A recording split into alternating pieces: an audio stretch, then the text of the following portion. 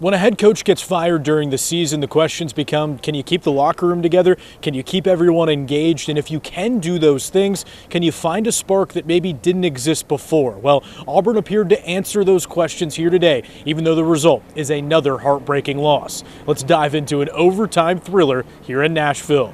DJ Durkin taking over as the interim head coach, and right away the Tigers showed a different attitude. They clashed with Vanderbilt at midfield before the game even begins, and after the opening kickoff, Auburn looked like a different team offensively. After scoring 3 against Kentucky, Ashton Daniels led them to 20 points in the first half, and they gained more yards in the first 2 quarters than they have in a handful of full games this season. Finding a way to get the ball in our best players' hands.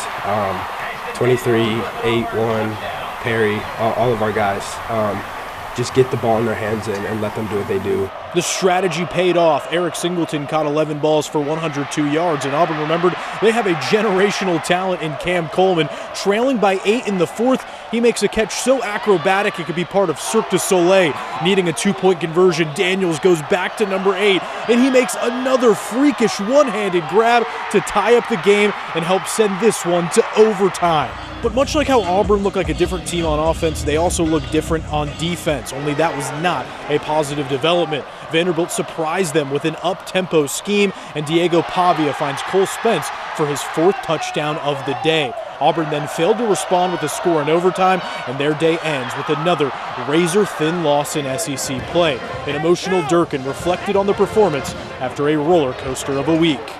These guys, every coach in the country is calling this team, trying to drag them in the portal, going other directions, and those guys,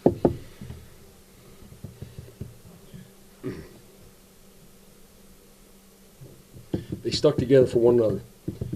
And so no more victories, no nothing. We're not happy about it.